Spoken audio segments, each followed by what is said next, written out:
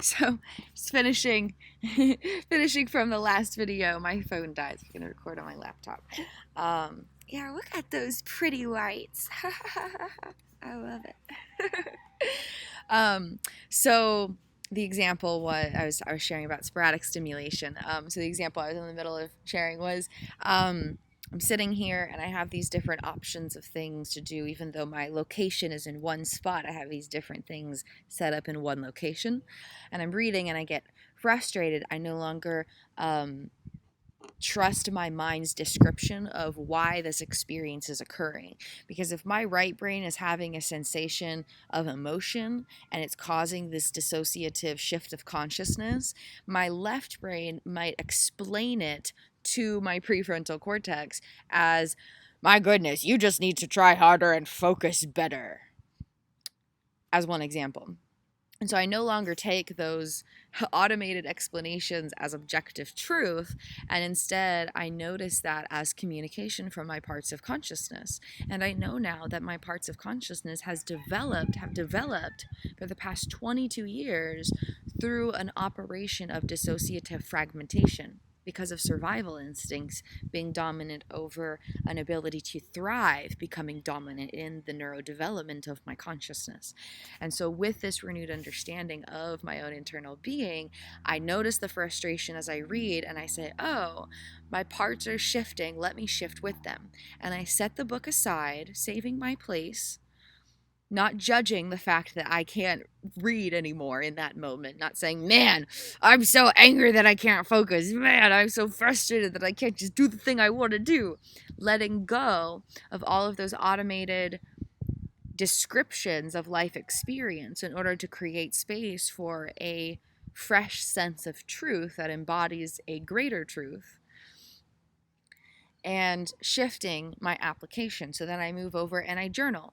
I pick up my pen and I just let whatever come out. I don't think about what I'm going to do. I just create space for whatever is happening in my consciousness to become an explicit narration on the page. Free flowing, freestyle, just free flow writing.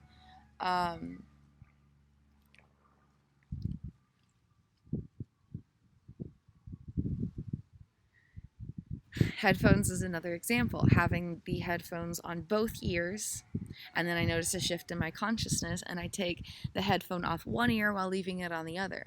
It allows my awareness to shift with my unconscious parts shifting. And it allows me to work with my neurobiology even though I live with a dissociative identity. So sporadic stimulation, it creates space. It offers tools. It helps re-engage self-energy in the prefrontal cortex when it would otherwise just be shutting down. A few other examples of sporadic stimulation that we enjoy. When we're reading, if we're trying to actually focus on reading and we're in a place where that's potentially possible, meaning that the self and the left brain, the prefrontal cortex self-energy and the left brain hemisphere of the normal life part of the consciousness have a more dominant presence than right brain dissociative parts of consciousness. And so in those states, we would try reading, and instead of shifting our focus away from reading when we notice a shift, we would shift the way that we're reading. Like maybe I'm sitting and reading. Okay, I notice an internal shift and it's becoming difficult to focus. Okay, maybe I stand up and I pace while I read.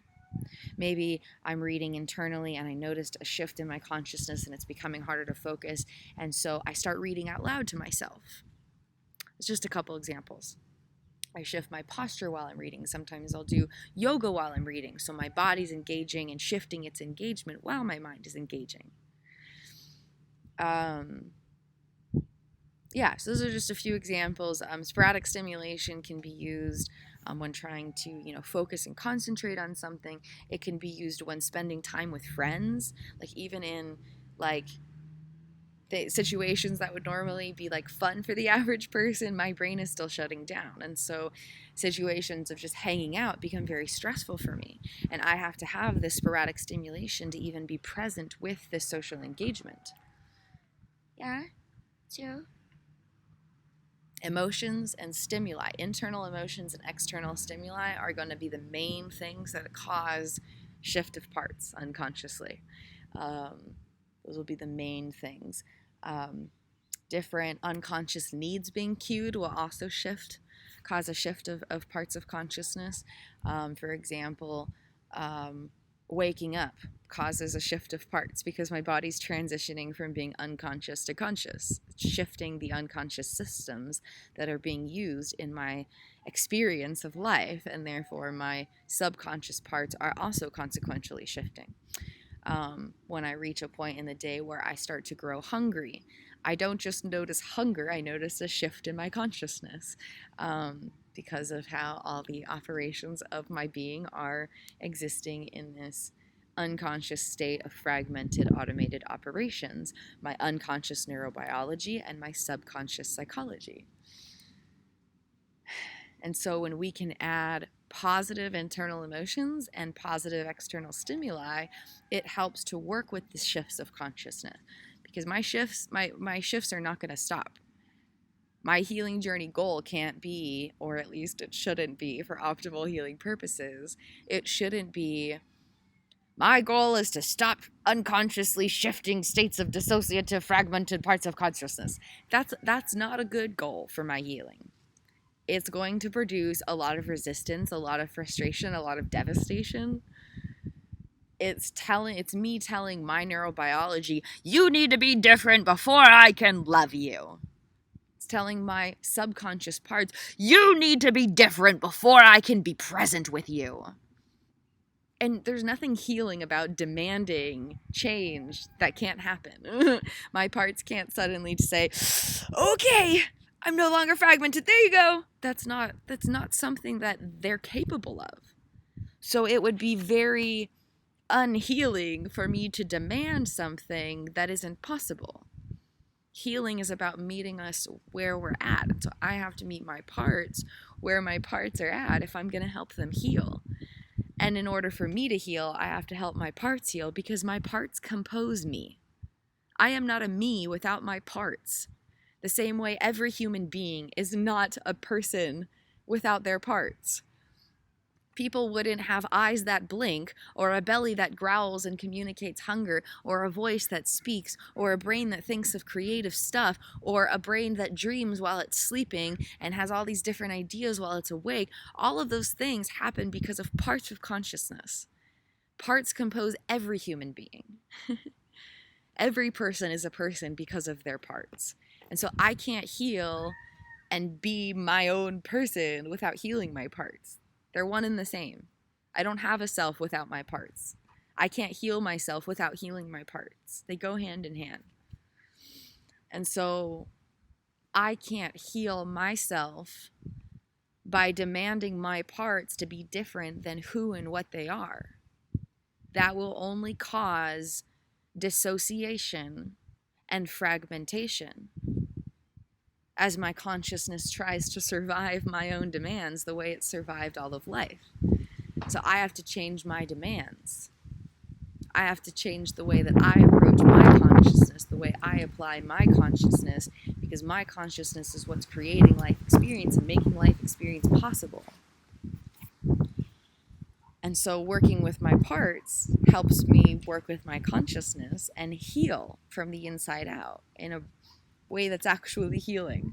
You know, a path that is a road to remission with a goal of just reducing the symptoms is not always the same thing as healing. Sometimes it is, but sometimes it's not. And so if my goal when living with a dissociative identity is to reduce the symptoms for the sake of reducing the symptoms, I'm neglecting the core of the symptoms and reducing my own healing potential. And so sporadic stimulation helps me rally with my parts of consciousness and apply my conscious awareness in a way that works with my subconscious parts. It allows my conscious awareness to work with my subconscious and unconscious parts in a way that can be healing, because it's working with who and where we are. I'm meeting myself and my parts of consciousness where we're at. And through that, I can create more healing. Thank you so much for joining the Kristin Chronicles healing journey. We love sharing these insights with you. We would love your feedback. What is your experience with this?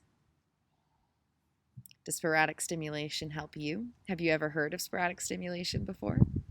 We created sporadic stimulation 2 years ago and have been slowly sharing about it to the public, bit by bit, as we are able, working towards being able to share it in a very direct way for the Dissociative Identity Movement launch in March 2020. I'm so grateful to be here. I love my parts. I'm so proud of my parts. Parts of consciousness, you are incredible.